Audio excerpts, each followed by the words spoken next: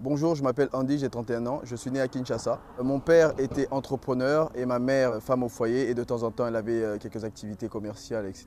J'ai grandi avec mes cousins, que je considère comme mes frères. Mais je suis issu d'une fratrie de 4 enfants dont je suis le deuxième. Concernant ma relation avec Dieu à l'époque, j'étais catholique, donc j'ai fait tous les sacrements, communion, confirmation. Mais je ne me suis jamais réellement senti proche de Dieu.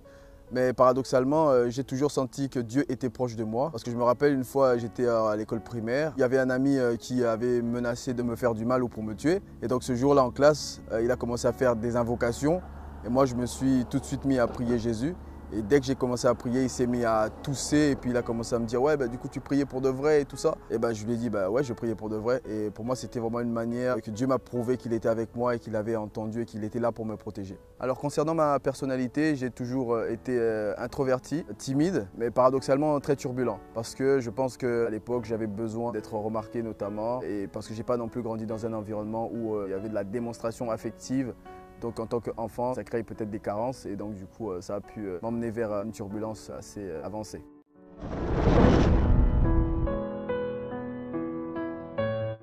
Je me rappelle qu'à l'âge de 5-6 ans, j'avais une tante qui priait beaucoup, parce qu'aujourd'hui elle n'est plus. Elle s'appelait Maman Dorcas et elle m'avait dit que quand je grandirais, je serais pasteur. Et moi, ayant entendu cette prophétie, ça ne m'intéressait absolument pas parce que dans le contexte congolais dans lequel je vivais, sachant qu'on est un pays pauvre, être pasteur pour moi c'était synonyme de pauvreté parce que les pasteurs à l'époque, ce n'étaient pas des gens aisés financièrement. Et comme j'avais la convoitise d'être extrêmement riche, pour moi c'était hors de question de me convertir et de devenir pasteur. Parce que je me disais que plus vite je vais me convertir, plus vite je vais devenir pasteur. Et plus vite je vais devenir pauvre. Donc à partir de là, j'ai commencé à fuir l'appel de Dieu et je me suis laissé sombrer dans tout ce qui est débauche, toute forme d'addiction impure, sexuelle, les sorties, l'alcool, etc. Et au secondaire, l'équivalent ici du lycée, j'ai rencontré un ami qui s'appelle Jonathan, mais pour les intimes on l'appelle Job, et c'est lui qui a commencé à me parler de Jésus. Et c'était pour moi difficile de lui échapper parce qu'il faisait partie de mes meilleurs amis et tout le temps il me parlait de Jésus. Et un jour je me suis dit, pourquoi pas essayer? J'ai essayé de me convertir pendant 2 semaines, comme je n'étais pas repentant, malheureusement vous le devinez bien, ça n'a pas fonctionné. Et après ça, j'ai rencontré une amie qui, elle, avait un don de prophétie et qui, elle aussi, commençait à me parler de Dieu constamment. Et du coup, pour moi, c'était un peu du harcèlement parce que je me disais que Job me parle de Dieu et ensuite, maintenant, elle qui me parle de Dieu. Je comprenais que c'était Dieu qui m'appelait, mais j'avais toujours pas envie de répondre à cet appel-là. Et un jour, en fait, je passais par des moments très difficiles. Je m'étais enfermé dans ma chambre pour prier et j'étais en train de médire contre Dieu en disant que Jésus, tu m'as abandonné, Jésus, tu ne m'aimes pas, parce que si tu m'aimais, je n'allais pas passer par ce genre de moment. Et quelques temps après, alors que j'étais seul dans ma chambre, elle m'appelle. Elle me dit que je suis en retraite et puis Dieu m'a parlé de toi. Voici ce qu'il m'a dit. Et elle se met à me raconter tout ce que j'avais dit dans ma chambre lorsque j'étais seul. Et là, pour moi, c'était une grosse surprise. Je pensais que c'était une sorcière. Mais du coup, elle m'a tout de suite rassuré en me disant que non, Dieu m'a envoyé justement pour te donner un message. Parce qu'il ne t'a pas abandonné et il veut justement que tu ailles lire la Bible parce qu'il veut te parler. Et elle me dit, Dieu a dit, quand tu iras lire la Bible, quand tu ne comprendras pas, pose-lui la question et il va t'expliquer. Ayant voulu faire l'expérience, je me suis dit pourquoi pas essayer. Je suis allé, donc j'ai ouvert ma Bible au hasard et je suis tombé sur le livre d'Ézéchiel. Donc je pense que vous savez de quoi ça parle, Ézéchiel. C'est un livre prophétique et assez compliqué à comprendre. Donc moi, n'ayant aucune expérience de la foi auparavant, je me suis juste mis à lire et j'avais rien compris. J'ai lu quelques chapitres.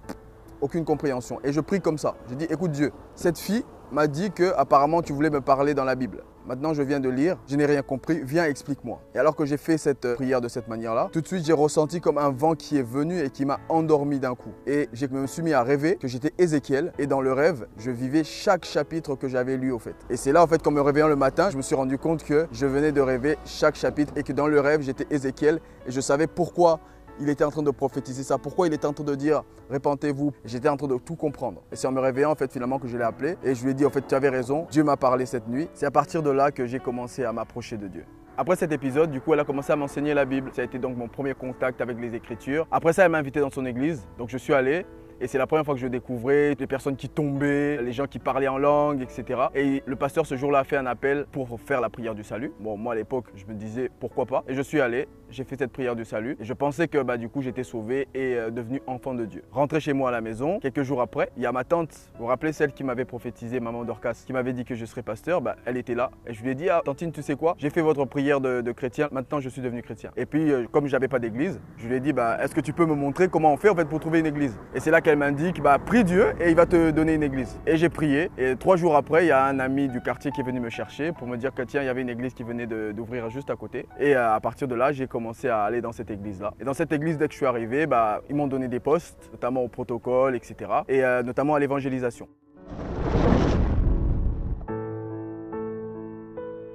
Pour ma seconde rencontre avec Jésus, ça s'est passé au moment d'une évangélisation. Je suis allé évangéliser.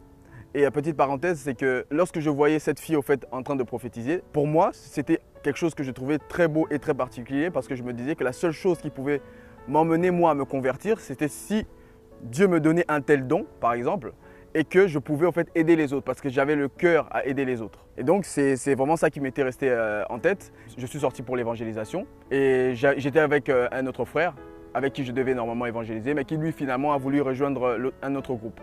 Je me retrouve seul parce que je me sentais conduit vers un autre endroit. Et en marchant, je croise au fait un enfant qui était en train de pleurer. Étant touché par ce que je voyais, je m'approche de cet enfant pour essayer de lui parler. Dès que j'essaie de lui parler, tout de suite je vois en fait descendre devant moi, comme un peu dans le film Minority Report, je ne sais pas si vous voyez ce que c'est, un écran comme transparent, donc deux côtés. Le côté gauche c'était marqué problème et le côté droit c'était marqué solution. C'était la première fois que j'avais une vision éveillée. Et tout de suite j'ai dit à cet enfant, attends, ne me dis pas ce que tu as. Et du coup je lui ai dit en fait ce que je voyais sur cet écran.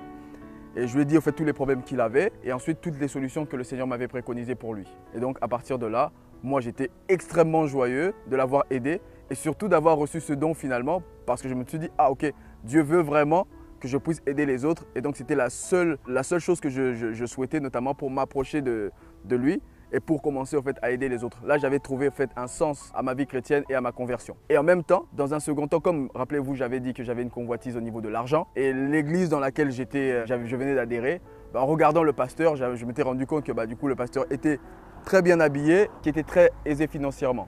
Donc je me suis dit, ah tiens, finalement un pasteur qui semble être bien aisé financièrement et voire même riche. Donc là, du coup, Seigneur, tu commences à me parler là.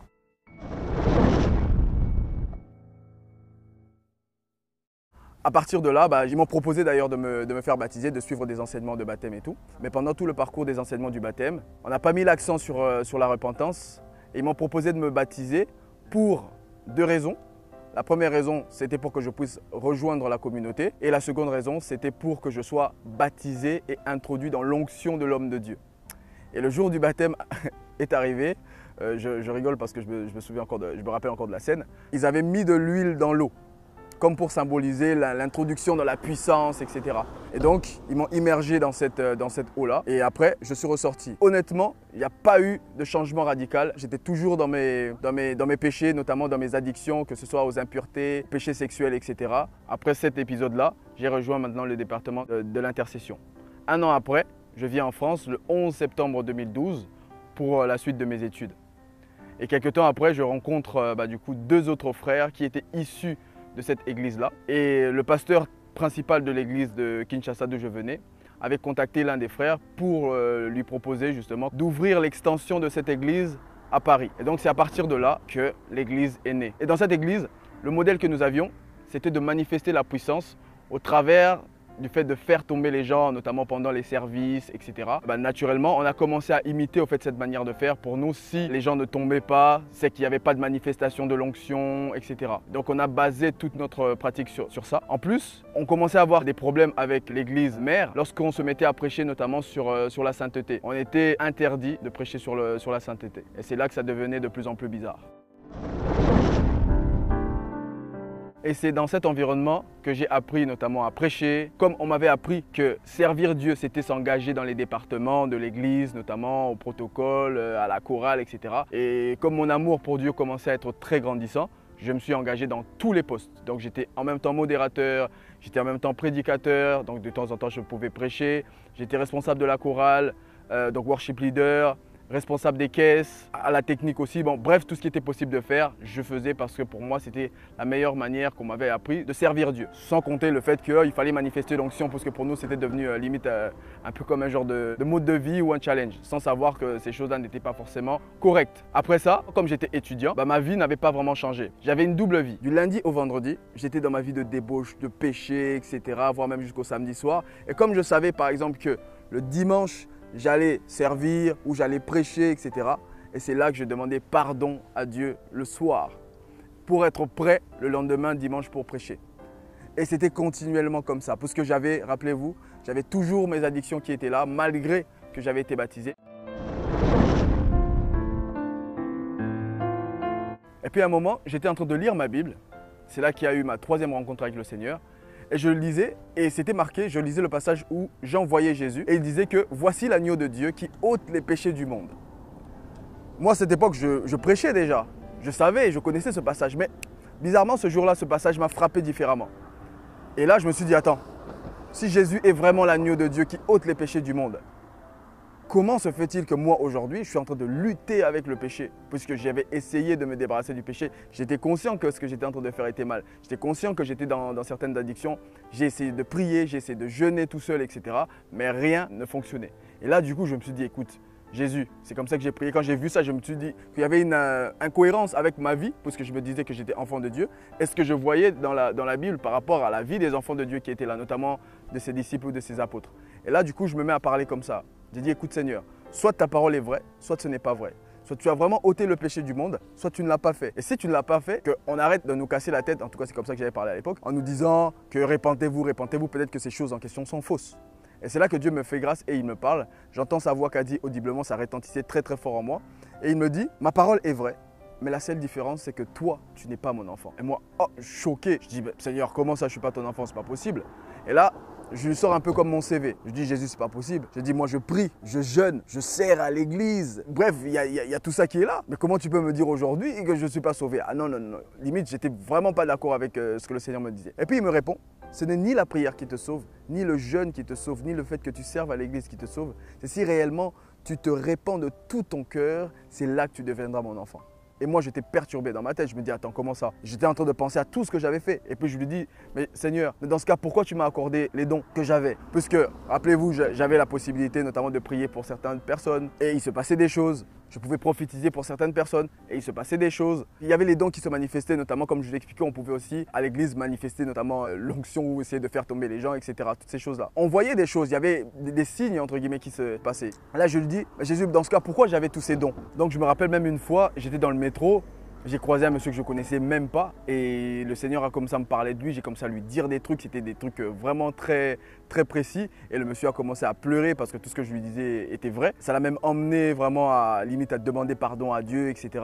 Mais bref, je vivais vraiment des trucs très forts. Je viens de dire à Jésus, mais j'ai vécu toutes ces choses, comment là aujourd'hui tu me dis que je ne suis pas ton enfant? Et puis c'est là qu'il me répond, je t'ai accordé ces dons pour deux raisons. La première raison, c'est parce que tu n'as rien mérité, c'est par ma grâce. Et la seconde raison, c'est parce que tu as le cœur disposé pour me servir. Mais en aucun cas, ces deux choses font de toi mon enfant. Et puis il me dit, rappelle-toi, au début, quand tu voulais te convertir, tu t'étais dit que la seule chose pour laquelle tu pouvais te convertir, c'était si je t'accordais des dons pour que tu puisses aider les autres parce que tu avais le cœur pour aller aider les autres. Mais en aucun cas, ces choses faisaient de toi mon enfant. Et là, du coup, moi, j'étais devenu fou dans ma tête. J'ai commencé à me rendre compte que finalement, tous ces temps que j'avais passés, notamment à l'église, toutes ces choses qui étaient manifestes, notamment parce que je vivais quand même des choses fortes, ne servaient absolument à rien. Et du coup, il me dit, tu vois toi, si tu meurs aujourd'hui, ne conçois pas dans ton esprit venir auprès de moi. Et c'est là en fait que j'ai baissé les armes, je me suis dit, oh là, oh Seigneur, là on parle du ciel et de l'enfer quand même. J'ai quand même envie d'aller au ciel quand même, mine de rien. Je lui dis d'abord, Jésus, alors qu'est-ce que je dois faire pour être sauvé? Et puis il me répond 4 choses. Il me dit, répands-toi sincèrement de tout ton cœur, renonce et abandonne tes péchés sincèrement. Confesse publiquement tes péchés, fais-toi baptiser et tu recevras mon esprit. Et hop, la conversation se finit. Imaginez dans quel état j'étais resté. Et sachant que toutes ces choses que je faisais, notamment même à l'église, finalement je venais de découvrir que si je mourais ce jour-là, j'allais en enfer.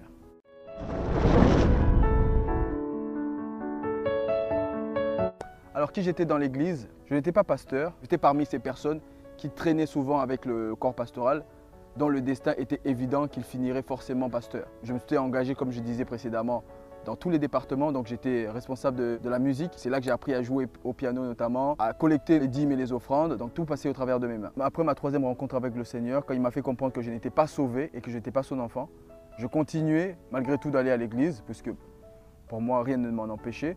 Et je savais que malgré tous les dons qui pouvaient se manifester, j'étais conscient que malgré toutes ces choses, je n'étais pas sauvé et que c'était seulement par la grâce de Dieu et parce que j'avais le cœur disposé pour servir que ces choses se manifestaient.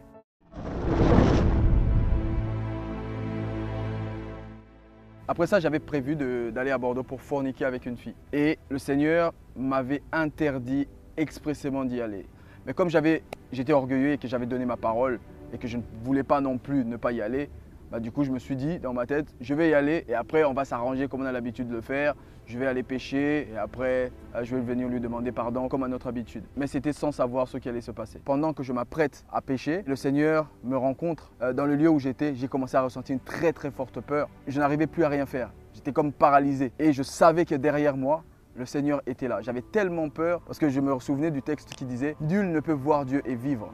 Et je savais également qu'il m'avait interdit d'être dans ce lieu. Et j'étais en train à l'intérieur de moi de supplier le Seigneur de s'éloigner de moi parce qu'il dégageait une telle pureté, une telle sainteté que je ne pouvais pas en fait ne pas savoir que c'était lui. C'était évident dans mon esprit que celui qui était derrière moi, c'était Jésus. Et à un moment, en fait, il s'est mis à avancer vers moi. Et quand il s'est mis à avancer vers moi, je sentais au fait que comme si mon âme était en train de sortir de mon corps. Globalement, j'étais vraiment en train de mourir. Je me sentais vraiment partir. Et j'ai commencé à supplier Jésus. Jésus, s'il te plaît, ne t'approche pas de moi parce que je suis impur à l'intérieur de moi. Bien sûr, je n'arrivais pas à parler. Et là, il s'est arrêté et puis, poum, il a disparu. Je suis tombé par terre, j'ai comme perdu connaissance simplement. Et après ça, je me suis relevé. J'ai dit à cette personne avec qui j'étais, à partir d'aujourd'hui, ne m'appelle plus, ne m'écris plus, plus rien. J'ai coupé tous les ponts avec cette personne. Et c'est à partir de là que le chemin de la repentance pour moi a commencé. Donc quand je suis rentré sur Paris, comme j'étais toujours étudiant, c'est là que j'ai entendu une voix qui n'avait pas l'habitude de me parler, cette fois-ci me parlait.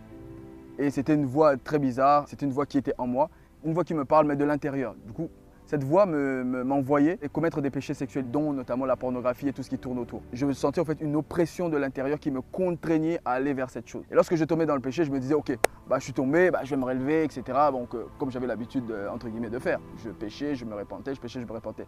Mais le problème, c'est que ça devenait de plus en plus récurrent, encore plus qu'avant. Et c'est là que je me suis rendu compte, j'ai dû me résigner au fait que j'étais possédé par un démon. J'étais même capable, au bout d'un moment, de commencer à interagir avec cet esprit-là. Du coup, j'étais en stress parce que je me disais, moi qui savais chasser les démons, etc. Du coup, là, maintenant, je me retrouvais dans un cas où c'est moi qui avais un démon à chasser. Comme souvent, je me suis dit, je vais essayer de faire une autodélivrance sur moi-même. Donc, j'ai commencé à jeûner, j'ai commencé à prier, etc. pour essayer de chasser ce démon qui était en moi. Mais malheureusement, il ne partait pas. Mais malgré tout ça, je partais toujours à l'église. J'avais honte évidemment de le dire notamment à mon pasteur. Jusqu'aujourd'hui, il n'avait, je pense, jamais su, il va peut-être le découvrir au travers de cette vidéo, que j'étais possédé par ce démon-là. Malgré ça, les dons se manifestaient. Malgré ça, je continue mon service à l'église comme si de rien n'était. Mais moi, je savais ce que je vivais dans le secret.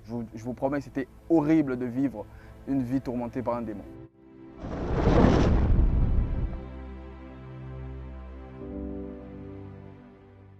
Vint maintenant ma 5e rencontre avec le Seigneur. Je me rappelle ce jour-là, j'étais dans le métro, c'était une journée comme toutes les autres. J'étais monté dans le métro 5. Je pense qu'il me restait 2 ou 3 stations avant que j'arrive.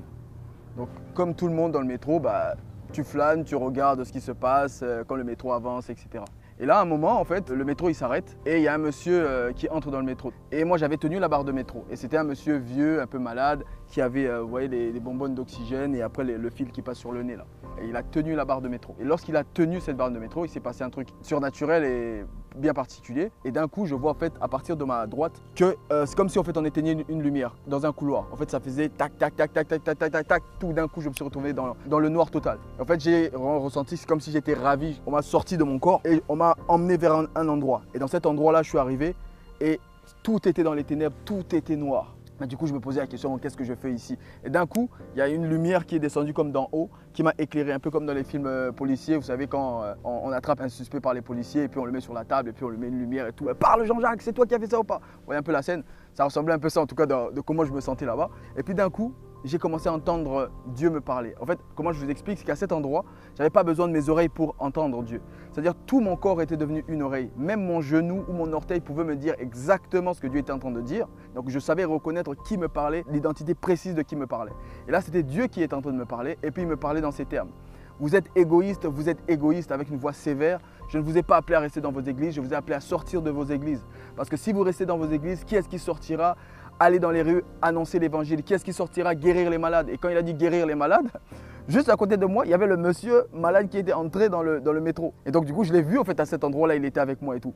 Du coup, dans ma tête, je me suis dit, mais qu'est-ce que ce monsieur fait ici?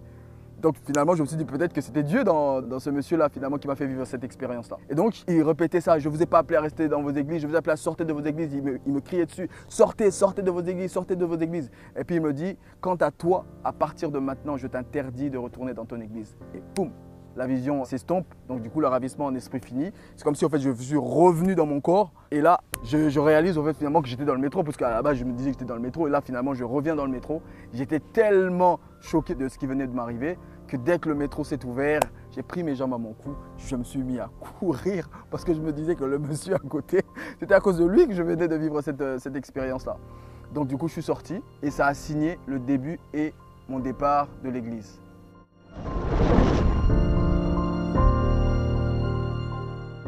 Et en même temps, ce qui était beau, c'est qu'en parallèle, l'église avait déjà des conflits. Et donc, du coup, il y avait des conflits entre nous qui étions l'extension de Paris et les dirigeants de l'église mère. Donc, ça allait vraiment déjà vers un arrêt. Et donc, j'ai profité de ce moment-là pour partir de l'église par la grâce de Dieu. Quelques temps après, mon pote pasteur m'a contacté pour me donner une vision qu'il a eue. Dieu lui avait parlé, pour lui demander aussi de partir de l'église. Du coup, j'avais envie de lui dire bienvenue dans l'équipe, quoi. Par la grâce de Dieu, comme je vous expliquais, l'église avait déjà des problèmes en ce moment-là. Et donc du coup, quand nous tous, on a quitté, on a abandonné finalement nos postes, l'église qu'on avait bâtie s'est effondrée jusqu'à aujourd'hui. On n'avait plus d'église. Donc moi j'étais resté pratiquement 1 an et demi à la maison, en train d'essayer de prier tout seul, etc. Donc il n'y avait plus de rassemblement ou quoi que ce soit. Un jour on s'était réunis pour prier, on avait prié, on avait demandé au Seigneur, qu'est-ce que tu veux? Finalement après nous avoir chassés de l'église, comme ça tu veux quoi? Le Seigneur nous avait dit, dans ma parole j'ai toujours donné des modèles. De la même manière que l'Arche de l'Alliance avait un modèle céleste, mon église aussi a un modèle. Allez voir dans la Bible et bâtissez selon ce modèle-là. Et quand on était allé lire dans la Bible, on est tombé simplement sur les modèles de l'église primitive qui étaient les églises de maison.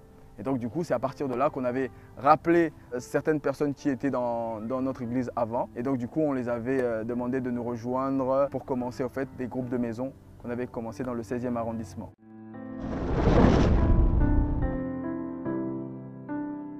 Le 31 décembre 2017, le Seigneur me parlait pour me dire qu'en 2018, je vais t'envoyer dans les rues.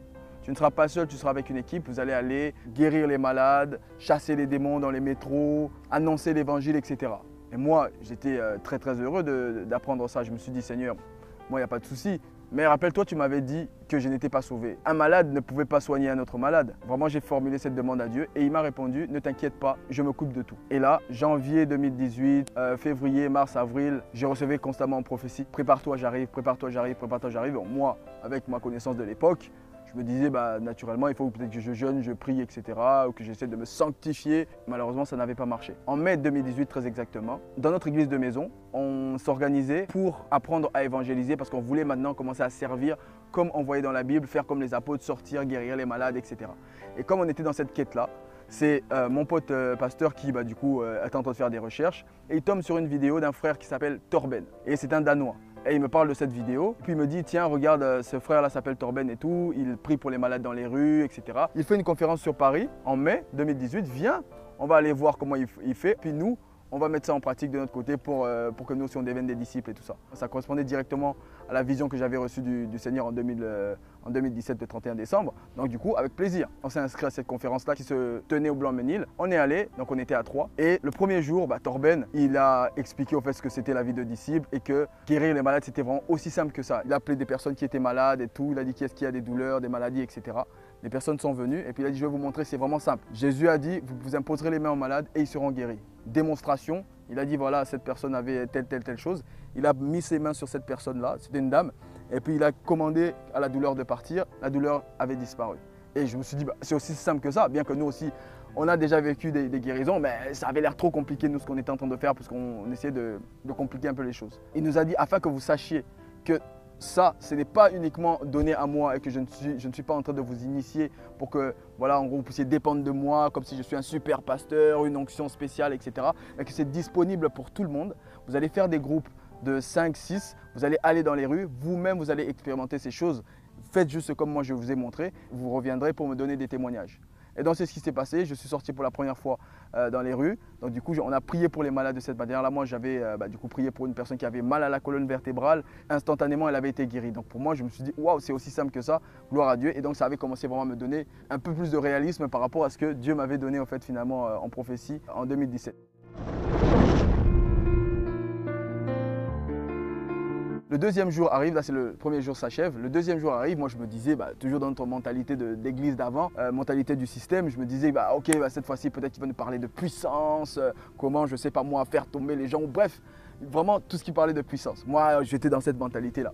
Et là, il vient le second jour et puis il dit, en fait, aujourd'hui, j'ai à cœur de vous annoncer l'évangile. Ah, moi, j'étais là, mais non, enfin, mais pourquoi tu nous parles d'évangile? D'évangile, on connaît, nous. Parce que, rappelez-vous, je viens d'un background d'église et je prêchais déjà. Donc, je dis, l'évangile, qu'est-ce que tu vas nous apprendre que nous, on ne connaît pas? Avec cet orgueil-là et tout. Et puis, simplement, il a commencé à annoncer l'évangile vraiment dans la simplicité, en disant des trucs très simples. Comme tu te dis aujourd'hui, être enfant de Dieu ou chrétien, c'est anormal que tu puisses vivre dans le péché. Un chrétien ne peut pas vivre dans le péché parce que Jésus a ôté le péché du monde. Parce que quiconque est né de Dieu ne pratique pas le péché. C'est pas normal, tu dois te remettre en question. Si tu te dis chrétien et que tu vis encore dans le péché, que le péché te lie, etc., que tu te bats encore avec le péché, tu luttes encore avec le péché. Et là, quand il a commencé à dire ça, j'ai commencé à devenir bleu, vert, etc., parce que finalement c'était vraiment, ça me parlait directement et tout. Je me suis dit, waouh, j'ai commencé à me sentir pécheur, la conviction du péché a commencé à augmenter en moi, c'était vraiment très compliqué. Et après un moment, en fait, dans sa prédication, il dit, afin que vous sachiez si vous êtes dans ce cas-là, posez la question au Saint-Esprit, qu'est-ce qu'il vous reproche, et il vous le dira. Moi, je me suis dit, ok, pourquoi pas. Je pose la question au Saint-Esprit et je dis, Saint-Esprit, qu'est-ce que tu me reproches et tout. Et puis, d'un coup d'un seul, j'ai eu une vision dans laquelle je voyais en fait une bobine de cinéma qu'on était en train de rembobiner. Et en fait, à un moment, c'est qu'il y a un doigt qui a comme apparu et qui a appuyé comme play. Le doigt cliquait sur le rectangle, on pouvait zoomer dans le rectangle en question et je pouvais voir ma vie. Quand je me voyais, en fait, ma conscience était fusionnée avec ce que j'étais en train de voir. En ce moment-là, je ne pouvais pas nier que c'était moi qui étais en train de commettre ce péché-là et je ne pouvais pas en fait me dissocier pour dire non Seigneur, tu t'es trompé, c'est pas moi. Et le Seigneur me parlait dans cette vision-là, il me disait que rappelle-toi de ce péché que tu t'étais promis de mourir avec. Si jamais tu ne le confesses pas, tu ne l'avoues pas, tu ne le rends pas public, moi et toi, il n'y a pas de deal. Ça a commencé depuis mon enfance, en tout cas quand j'étais à l'âge de la conscience, jusqu'à ce que je devienne adulte. Ça continue, il y avait tellement de scènes et finalement la vision s'arrête. Et du coup j'ai ressenti encore une très forte culpabilité du péché. Et finalement le Saint-Esprit me parle et il me dit, rappelle-toi de ce que j'étais en train de te dire dans la chambre, c'est ce que cet homme est en train de dire. Et Torben disait exactement la même chose, il disait, répentez-vous, confessez vos péchés, faites-vous baptiser et vous recevrez le don du Saint-Esprit. Donc il fallait maintenant passer à l'action. Et comme à côté de moi, il y avait mon pote pasteur qui était là, je le regarde et puis je lui dis, tu sais, frangin, moi, d'après ce qu'il vient de prêcher, moi je ne suis pas sauvé du tout, pas du tout, je ne suis pas né de nouveau. Et puis lui me regarde et puis me dit, moi non plus je ne suis pas sauvé. Alors qu'il était pasteur, ça faisait plusieurs années, consacré pasteur, vraiment au vrai sens du terme, où la cérémonie, où on vous met des toges là, on lui verse de l'huile et tout, etc., la panoplie complète. Et ce jour-là, juste avec la simple évangile, il se rend compte qu'il n'est pas sauvé. Et donc, comme du coup on voulait être sauvé ce jour-là, donc naître de nouveau, comme on n'avait pas prévu d'être baptisé, on est allé dans un centre commercial juste à côté, on a acheté des vêtements et puis on est revenu. Il y avait l'équipe de repentance qui était là pour faire des entretiens de repentance, donc pour leur confesser publiquement nos péchés. Et finalement, on s'est séparés. Moi, je suis allé prendre une équipe, un gars là que j'avais vu, et finalement, comme il parlait anglais, je me débrouille quand même en anglais, mais confesser ses péchés en anglais. Donc il a appelé quand même quelqu'un qui était là pour traduire. Et j'avais tellement honte de ce que j'avais commis et de ce que je voulais confesser qu'on est sorti de la salle. Et puis on est allé en tout cas s'enfermer dans l'annexe et on a fermé la porte, j'ai vérifié limite que personne ne pouvait nous entendre tellement que j'avais honte des péchés que j'avais fait. C'était vraiment des personnes sympathiques et très gentilles, ils m'ont tout de suite rassuré, ils ont dit voilà tu sais, nous on n'est pas là pour te condamner par rapport à tout ce que tu as fait, on est là juste pour t'accompagner dans cette repentance, dis-nous les péchés que tu as commis, ne retiens rien parce qu'en fait c'est entre toi et Dieu que c'est en train de se passer, nous on est juste là pour t'accompagner, ce n'est pas nous qui pardonnons les péchés, mais c'est Dieu qui le fait. Sois honnête avec toi, sois honnête avec Dieu, mets-toi à confesser. Mais honnêtement, j'appréhendais, mais honnêtement, je sentais vraiment que Dieu était en train de m'accompagner parce que je savais que j'étais en train de faire le bon choix. Je commençais à dire voilà, j'étais dans le mensonge, j'étais dans l'impudicité, fornication, addiction à la pornographie, vol, manipulation, bref, beaucoup de choses. Ouais, j'étais pas une bonne personne, en effet. C'est en confessant mes péchés vraiment que je me suis rendu compte de l'état dans lequel j'étais. Moi qui pensais être une bonne personne, j'étais pas une si bonne personne que ça et voire même pire, j'étais une mauvaise personne. Ils étaient là, ils m'ont pas condamné, ils m'ont encouragé à parler, de ne rien oublier surtout. Il y avait comme un poids qu'on me retirait en fait de mon intérieur et je me sentais de plus en plus libre. C'était une sensation que je n'avais jamais encore expérimentée. Et là, plus je parlais, cette sensation augmentait. J'avais plus rien à dire. Donc du coup, dans ma tête, j'ai commencé à chercher, réfléchir et tout. Toutes mes pensées s'étaient mises en mode silencieux et j'avais plus rien à confesser. Je me suis dit, waouh, c'est ce que ça fait lorsque tu n'as plus rien à dire et que tu n'as plus de péché à confesser. Je me sentais vraiment libre au niveau de ma conscience. Et il fallait finalement se faire baptiser.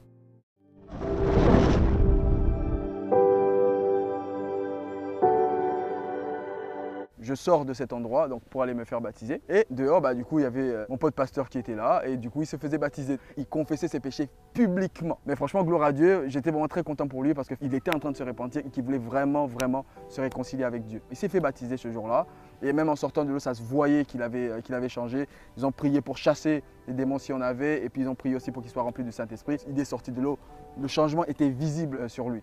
Et finalement, après, c'était mon tour. Donc j'ai mis mes deux pieds dans l'eau. Et je leur ai demandé à ceux qui devaient me baptiser, 2 minutes, je voulais parler à Dieu. Dans mon cœur, j'ai dit à Dieu, Jésus, tu m'as dit que tu m'avais donné ces dons par ta grâce et parce que j'avais le cœur disposé pour te servir. Et donc je lui ai dit, écoute Seigneur, reprends tous les dons que tu m'as donnés, je n'en veux plus. Et la seule chose que je te demande, c'est que tu puisses me sauver parfaitement aujourd'hui. Je veux vraiment me réconcilier avec toi, je veux que tu me sauves. Prends tout ce que tu m'as donné, mais sauve-moi sincèrement. Et c'est là que le démon a commencé à se manifester. Lorsqu'il a commencé à se manifester, en fait, je vous explique ce que moi j'ai ressenti à l'intérieur de moi. Ma conscience, donc moi, Andy, j'étais devant au départ. Et quand le démon s'est manifesté, en fait, je suis passé en arrière et le démon est passé devant moi. En fait, je pouvais sentir mes mains bouger, ma bouche parler, crier, etc. Mais je savais que ce n'était pas moi qui bougeais, puisque j'étais vraiment en arrière-plan. Et j'entendais juste ce qui était en train de se passer, mais je ne pouvais pas interagir. Et j'entendais juste qu'ils étaient en train de prier, sors, sors, sors, sors, sors, sors.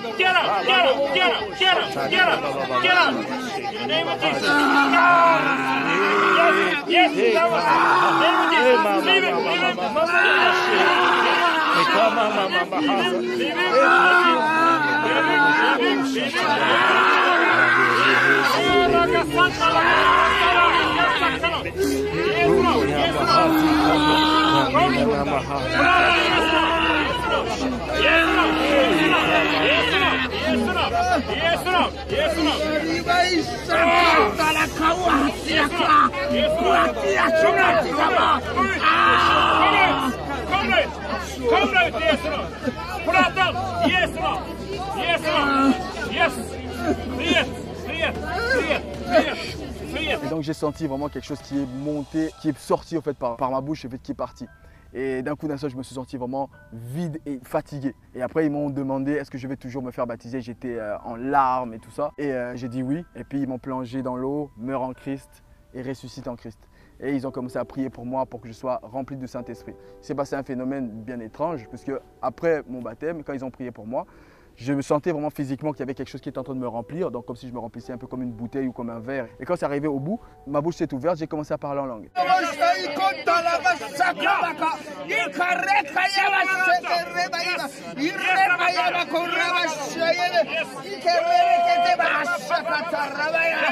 Et bizarrement, mon parler en langue a changé. Est-ce que c'était le parler en langue que j'avais au départ était un faux, un vrai? J'avoue, je ne sais pas. Là, je préfère dire je ne sais pas. Mon parler en langue a changé et je me suis senti vraiment réconcilié avec Dieu. Je me sentais en paix et réconcilié avec Dieu. Une sensation que je n'avais encore jamais vécue de légèreté et tout ça.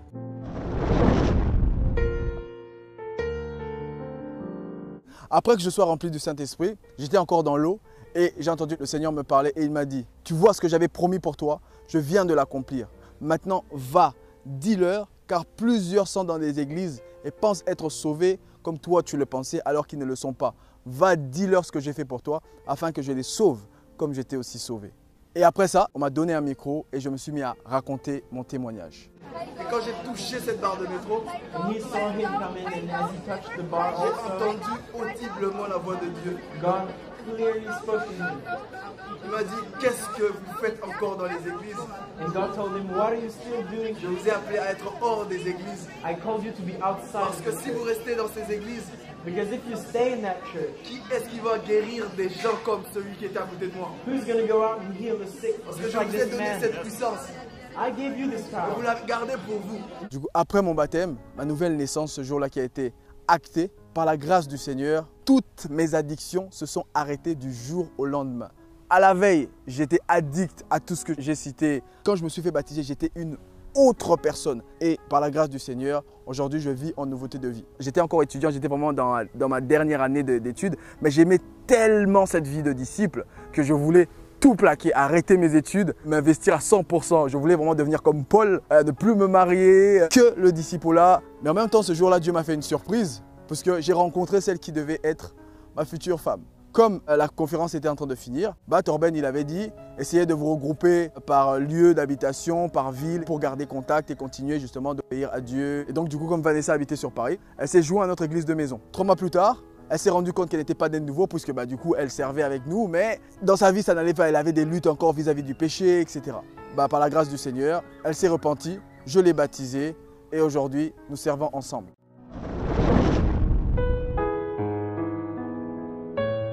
Vous vous souvenez de la prophétie que le Seigneur m'avait donnée en 2017, comme quoi en 2018 j'allais aller dans les rues, dans les métros pour annoncer la bonne nouvelle? Elle s'est accomplie. Parce que juste après ma nouvelle naissance, on a continué du coup l'œuvre du disciple-là. On a commencé à aller dans les rues avec ce qu'on avait appris pour annoncer l'évangile, guérir les malades. Et on est entré dans le métro, on a commencé à annoncer l'évangile, à guérir certaines personnes qui étaient là. Et il y avait un monsieur qui était avec son ami qui me regardait et puis il me dit vous êtes chrétien, c'est ça? Et puis je dis oui, on est chrétien. Donc on descend sur la rame de métro, on était vraiment au métro Grand Boulevard. Je me mets juste à lui raconter mon témoignage parce que le détail c'est que je ne savais pas encore annoncer l'évangile. Les démons commencent à se manifester en lui. Et donc les gens qui étaient autour de nous, dans le métro, c'était quelque chose de bizarre pour eux, de pas commun. Et ils pensaient qu'il était en train de faire un malaise. Donc ils ont appelé les pompiers. Et moi, je savais que c'était un démon qui était en train de se manifester. Avec l'équipe qui était là, on a commencé à prier, on a commencé à chasser le démon qui était dans ce garçon en public et tout ça. Et vraiment, il fallait rester concentré parce que les gens venaient poser des questions. Qu'est-ce qu'il y a? Qu'est-ce qu'il y a? Qu'est-ce qu'il y a? On a fini de prier et la personne était libre de tout démon. Même après ça, les pompiers sont venus et finalement, ils ont posé la question. Du coup, on nous a dit qu'il y avait un malaise ici, etc. Donc, nous, on leur a répondu que non, vous inquiétez pas, tout est déjà rentré dans l'ordre. Et vraiment, cette prophétie s'est accomplie puisque ça s'est passé dans les métros. Je me rappelle même une fois, on est allé dans le métro et j'ai senti très fortement en moi qu'il fallait que je parle dans les métros. C'était pour moi la toute première fois. Et j'ai commencé au fait à annoncer l'évangile, à parler dans le métro, etc. Et il y avait une dame et finalement, elle a essayé de me faire taire. Et pendant qu'elle a essayé de me faire taire, j'ai vraiment reçu directement une parole de connaissance vis-à-vis d'elle. Je lui ai dit qu'il y a 3 ans de cela, vous aviez vécu telle chose, conformément avec ce que le Seigneur était en train de me montrer à l'instant. Et du coup, dès que je lui ai dit ça, elle s'est tue. Parce que finalement, je disais vraiment des choses vraies. Et j'étais même en train de dire que voilà, comment, à votre avis, je connais ces choses parce que Dieu est en train de me parler, etc. Et donc vraiment, c'était quelque chose pour moi de nouveau, de fort, encore plus fort parce que je me sentais vraiment réconcilié avec Dieu. Et je sentais que je marchais vraiment en connivence avec lui dans tout ce que j'étais en train de faire par sa grâce. J'ai vécu comme ça plusieurs autres miracles puisque j'étais constamment dehors en train d'annoncer l'évangile, de guérir les malades. Et c'est devenu pour moi une passion, un vrai feu qui bout en moi par la grâce du Seigneur. Voilà comment ma vie a radicalement changé. En plus d'être libéré du péché, et aujourd'hui, je suis à son service. Je ne pouvais rien demander de mieux que ça. Dans la même foulée, j'étais en train de servir du coup avec celle qui devait être ma future femme. On allait de lieu en lieu ensemble, on a commencé à servir ensemble, on baptisait ensemble, on a emmené les gens à la nouvelle naissance ensemble, etc. Parce qu'elle aussi, elle est très active. C'est vraiment ma compagne de service pour laquelle je rends grâce énormément à Dieu de me l'avoir donnée. Et elle est vraiment une source de motivation, c'est une source d'encouragement de la voir obéir à Dieu. Ça te pousse encore dans tes retranchements pour que tu puisses continuer à obéir à Dieu. En 2021, du coup, on a décidé de se dire oui, on s'est mariés. On a une église de maison dont nous sommes les conducteurs. Et par la grâce du Seigneur, du coup, on a baptisé énormément de personnes, plus d'une centaine. Aujourd'hui, on supervise plusieurs églises de maison en Belgique, à La Réunion, à Kinshasa et même aussi en Île-de-France. Et bientôt au Cameroun aussi. Par la grâce du Seigneur, son œuvre est en train de s'étendre. Et plusieurs sont en train de venir à lui. Parce qu'il a dit que la moisson est prête et elle est mûre, mais il y a peu d'ouvriers. C'est pourquoi Dieu a besoin d'ouvriers parce que les gens sont prêts à se repentir, prêts à entendre la bonne nouvelle, prêts à changer radicalement parce que Dieu les a déjà préparés pour ça. Il nous demande juste de les cueillir et de les emmener dans cette vie de disciples afin qu'ils soient équipés pour le servir.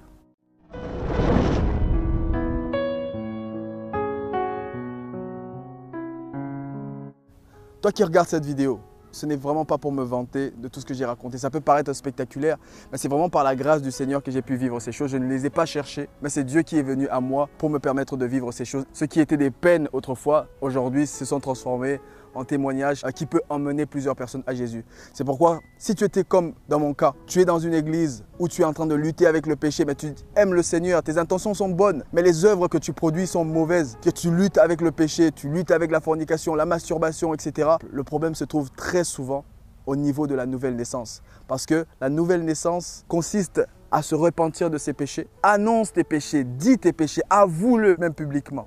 Tu as besoin, mon frère, de te repentir. Et c'est quoi la repentance? La repentance, c'est le fait de renoncer à son ancienne vie, d'abandonner le péché que tu étais en train de faire, de reconnaître que tu t'es rébellé contre Dieu et que tu veux arrêter ces péchés-là. Et quand tu vas les énoncer forcément, parce que tu vas dire tes péchés publiquement, ces péchés que tu as annoncés puisque tu vas te rendre compte de ton état pendant la repentance, ce sont ces péchés-là maintenant que tu vas enterrer dans les eaux du baptême. D'où la pertinence, la nécessité de se faire baptiser. Parce que le baptême, c'est le fait d'enterrer son ancienne vie, de mourir, de tuer son péché, afin que tu puisses ressusciter en Christ. Le baptême aussi, c'est le fait d'être lavé de ses péchés. Tu vois?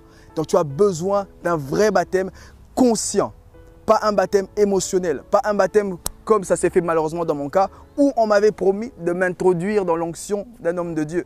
Et la troisième chose, c'est juste de recevoir le don du Saint-Esprit. Parce que Jésus nous sauve du péché pour que nous puissions lui obéir. Sans baptême d'eau, tu ne peux pas être libéré du péché. Et sans le Saint-Esprit, tu ne peux pas marcher dans cette vie de sainteté et dans cette vie de puissance pour aller de lieu en lieu comme Jésus, faire des miracles, guérir les malades, répandre sa bonne nouvelle, afin que je puisse être son témoin.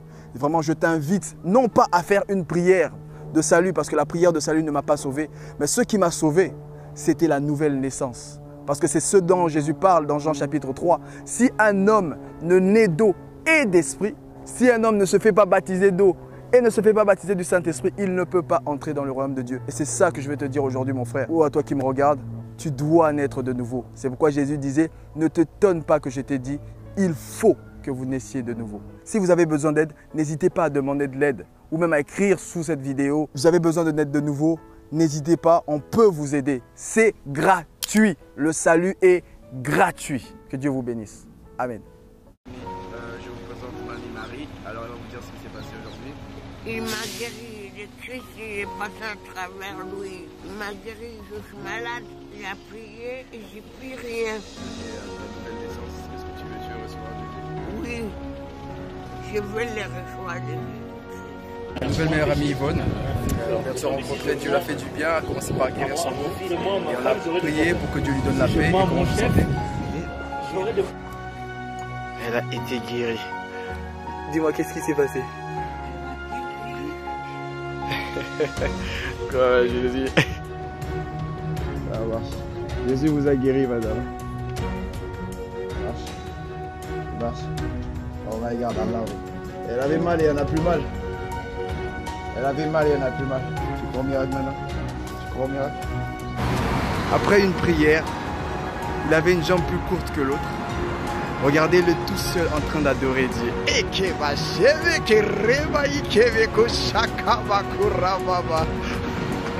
Oh merci Seigneur, merci. Il avait une jambe plus petite que l'autre. Là, il s'est remis à marcher. Tout seul, il adore Dieu. Tout seul, il adore Dieu. Tout seul, il adore Dieu. Personne ne l'a enseigné. Personne ne l'a poussé. Tout seul, il se prosterne devant Dieu.